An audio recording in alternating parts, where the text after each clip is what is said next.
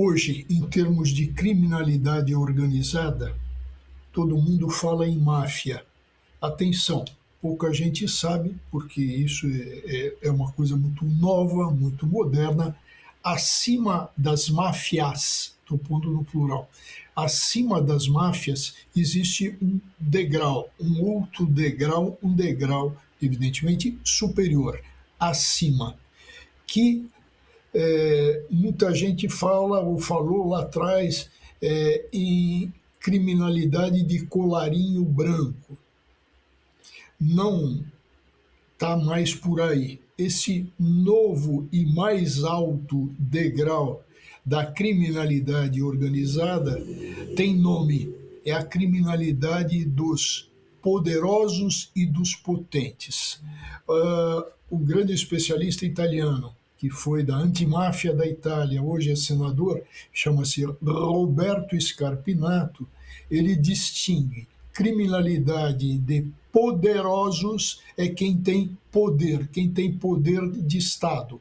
Então são poderosos, por exemplo, ministros do Supremo, ministros das Cortes, presidente da República, parlamentares, que caem no campo da ilegalidade e da ilicitude do crime. Esses são os criminosos poderosos. Agora, ele distingue, se distingue em termos de criminalidade, a criminalidade dos potentes.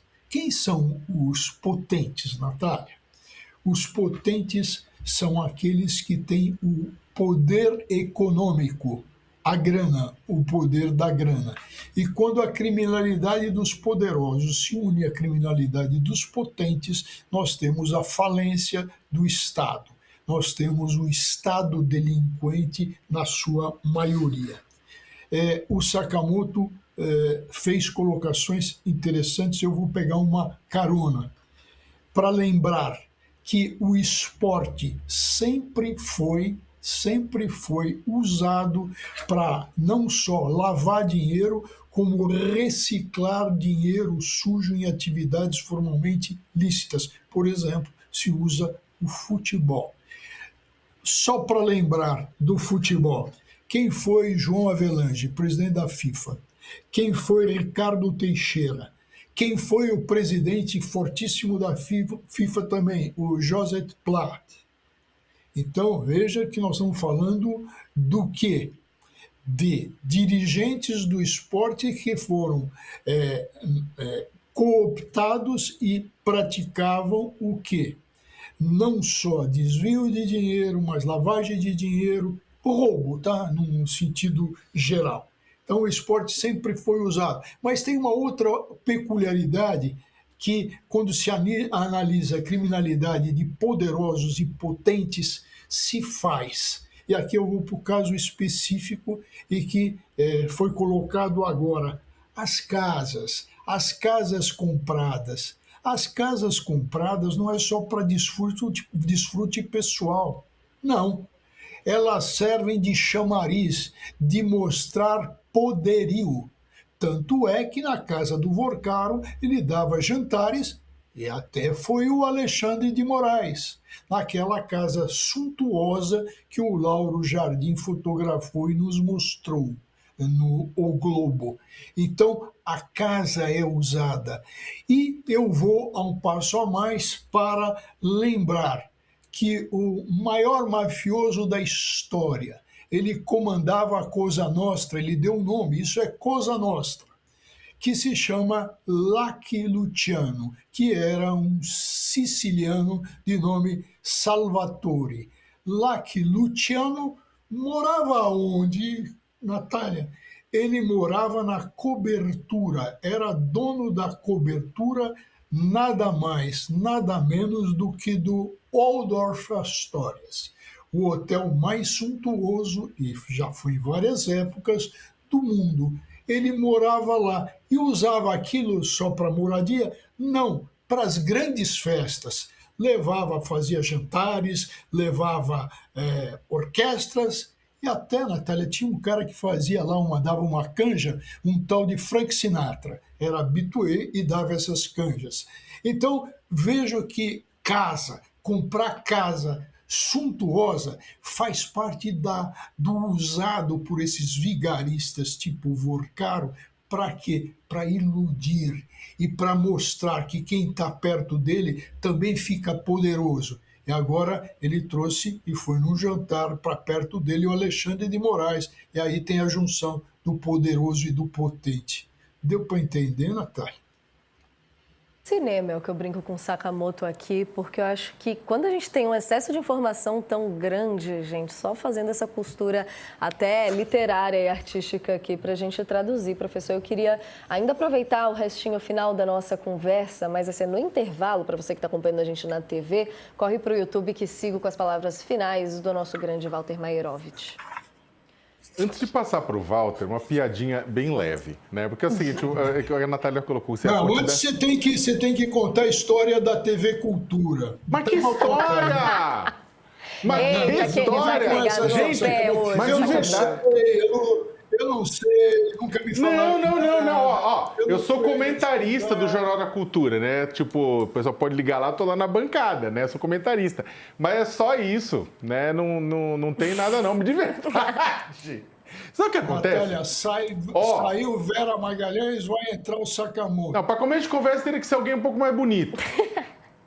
Começa por aí, né? Cabeça grande, aquela coisa, não funciona não. Pega mal na TV, né? Não dá certo. Precisa ser alguém mais estiloso, bonito, simpático, né? Não sou nada disso, Walter. Então, dessas coisas masculinas eu não entendo, só das coisas femininas. Mas, ó, esse negócio do que a Natália falou, isso é verdade, que é o seguinte, existe um grupo de pessoas em Brasília que acha que tem tanta coisa contra o Vorcaro, mas tem tanta coisa contra o Vorcaro, que isso, na verdade, em algum momento pode acabar ajudando ele. Porque, na verdade, quando você tem muita coisa e muita coisa significa muita acusação. Aí, cada acusação, cada enxadada uma minhoca. Deu uma enxadada? Nelson Tanuri, deu uma enxadada, Mansur, tem uma enxadada, Zentel, chega, a igreja, Lagoinha, é isso, é fundo, é doação de campanha, é governador. Na hora que o negócio vai ficando grande, desse tamanho, o que acontece? É aquela coisa do too big to fall, sabe? Muito grande para cair. A pessoa é tão grande, carrega tanta gente que se carrega, arrasta tanta gente junto. E aí tem gente que tem medo disso, que o negócio fique de tal tamanho, tal monta, que acabe... na verdade, ficando difícil, né, dado a quantidade de gente que vai falar que não vai deixar ele cair. Isso me lembra uma cena dos Simpsons, em que o Sr. Burns, o médico, chega para o Sr. Burns, né, e fala, nossa, o senhor tem todas as doenças do mundo, mas o que acontece? Uma anula a outra e o senhor está bem.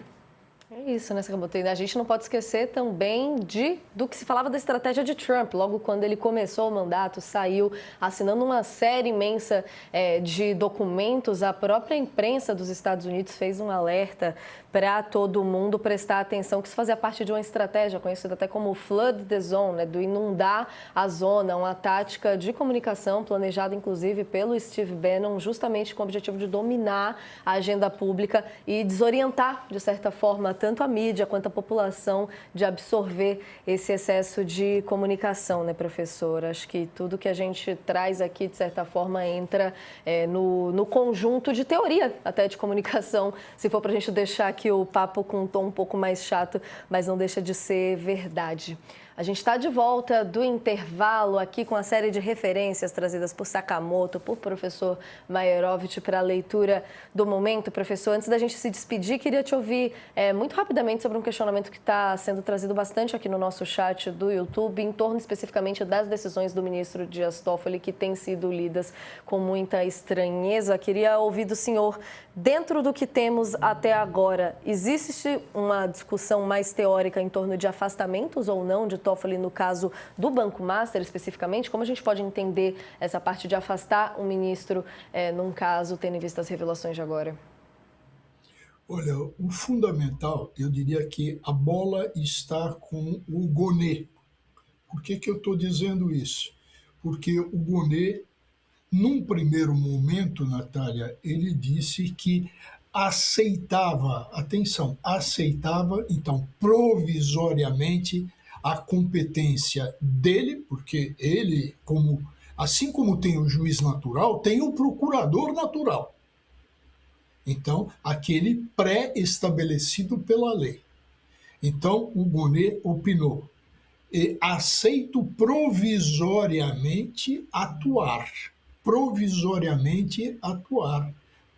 Porque existe aí um elemento que dá essa ideia de foro por prerrogativa de função. E que elemento era esse? Era um contrato de um imóvel, voltou a cá, agora é um imóvel, um casarão majestoso numa praia de primeira linha na Bahia. Só que, Natália, esse contrato não foi assinado, o negócio não foi feito, não existiu transação alguma, não se comprou e nem vendeu.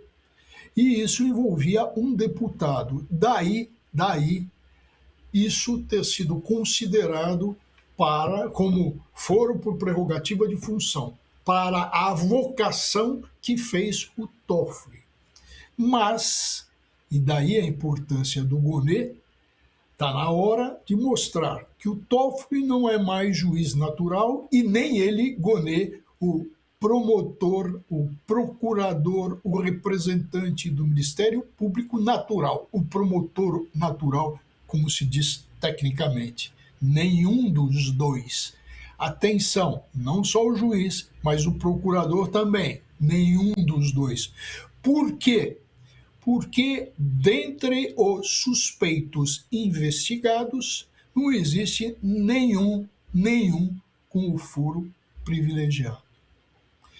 Outro ponto relevantíssimo, que não se pode perder de vista, é essa atuação de atropelo, essas heresias jurídicas que o Toffoli vem cometendo e que não é possível sair da caneta de um juiz, de um magistrado supremo, de um ministro do Supremo Tribunal Federal. Não é possível.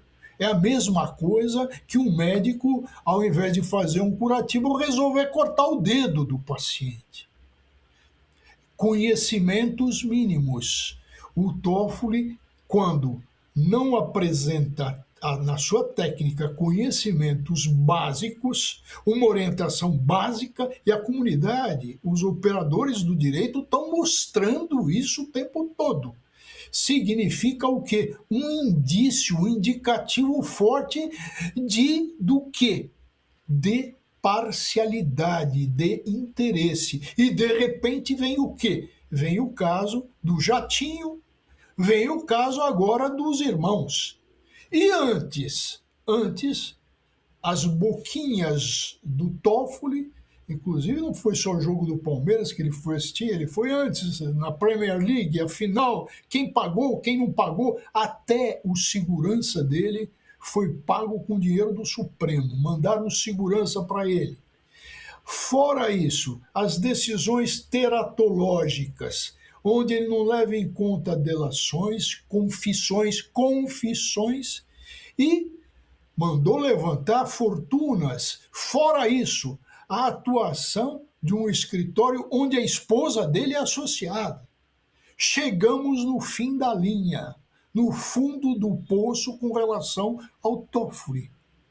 Então, há necessidade desse processo voltar à normalidade. Não tem foro privilegiado.